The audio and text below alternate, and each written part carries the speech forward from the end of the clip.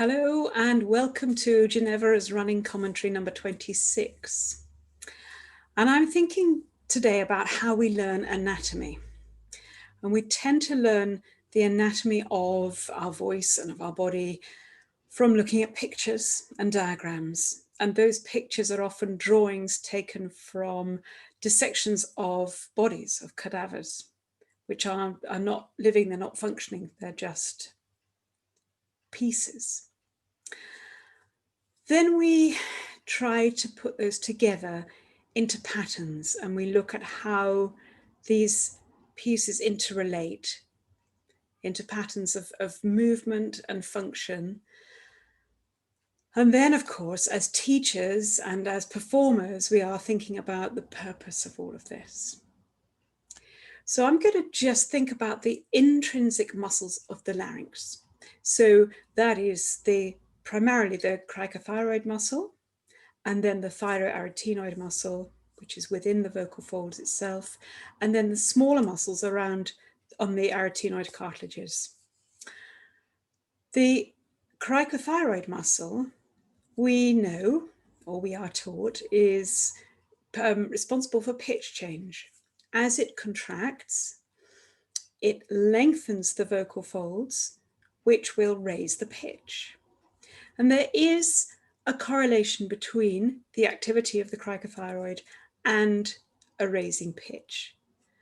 But if that is all that is happening, we don't get sound because the vocal folds don't actually come together. So we need muscles to bring the vocal folds together in order for that sound to happen.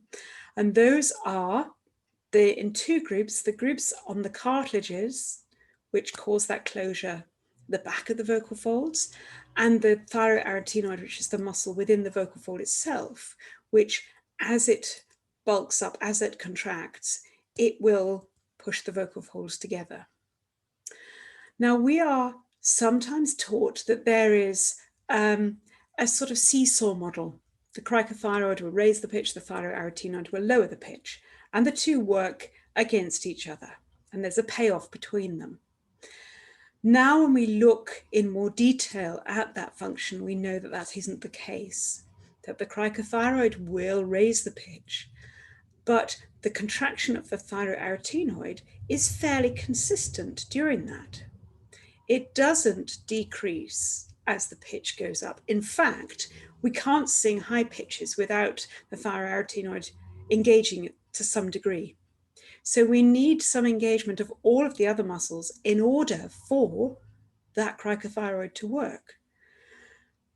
What does this mean for our voices? How useful is that information? Can we feel it? No, we can't feel anything that's going on in the larynx. We also know that the muscles of the larynx are very dependent on the airflow. So their behavior will alter if we change the air pressure. We know that their behavior will alter if we change the acoustic environment immediately above them. So that's what's going on in the vocal tract, in the throat, with the tongue. That will influence the way that those muscles work. And the way that those muscles work will be very much influenced by the muscles that are around the larynx in the neck, and the muscles that lift the larynx and lower the larynx. They will have an influence on what is going on internally. And the muscles of the neck are very much influenced by the way we hold our head on our neck and the way that we hold our shoulders. And we know that our whole body is interrelated. So the way our feet behave and the way our knees behave will affect the way we hold our head.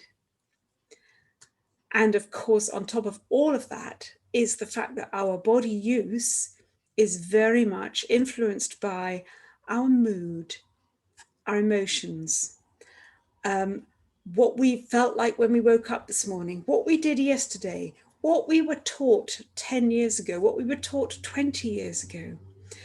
All of these factors will affect the way we use our voice. And they will affect the relationship between the cricothyroid and the thyroarytenoid. So what is useful? We have the pieces, which are the muscles themselves. We have the patterns, which are the way they relate together, and that we can take that out on all the layers. And then we have the purpose. And the purpose is, what do we want to sound like? What do we want to do with our sound? What do we want to say? And that is coming from the brain. So it really all comes down to what our brain intention is with the sound. And then we can change all of those other pieces and patterns because of the purpose in the mind.